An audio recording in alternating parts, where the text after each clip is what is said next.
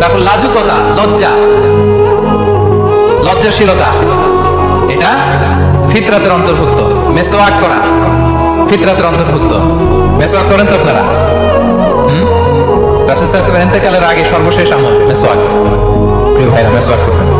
সব নবীরা যেগুলো বললাম লিস্ট, আরেক হাদিসে আছে মাতমাদা, ইস্তিনশাক, নাকে পানি দেওয়া, কুলি করা, গার্গেল করা, মানে ক্লিনলিনেস। দেখেন ইসলাম ফিতরাতকে কিভাবে আমাদের কাছে প্রেজেন্ট করেছে। ক্লিনলিনেস, পরিচ্ছন্নতা যেখানে ইসলাম আছে সেখানে। বিষ্ণু ইসলাম পারফিউম দিতেন, মেসওয়াক করতেন, সবসময় টিপটপ থাকতেন, পরিষ্কার পরিচ্ছন্ন থাকতেন। এগুলো অল এবং ফিতরা, এটা ফিতরাতের অন্তর্ভুক্ত। আচ্ছা, 2 নম্বর আল ইস্তিহদাদ, পিউবিক হেয়ারস যেগুলো আছে দেহের অবাঞ্ছিত পশম, এগুলো পরিষ্কার করে রাখা। নাতফুল ইবিদ, বগলের পশম পরিচ্ছন্ন করে রাখা। তাকলিমুল আযফার, আঙ্গুলের নখ কেটে রাখা। নখ অনেকে এত বড় বড় করে রাখে, দেখবেন আসলে নাই, করা যাবে না, ময়লা জমে থাকে, আনহেলদি, খুবই বিশ্রী। নখ ছোট রাখতে হবে।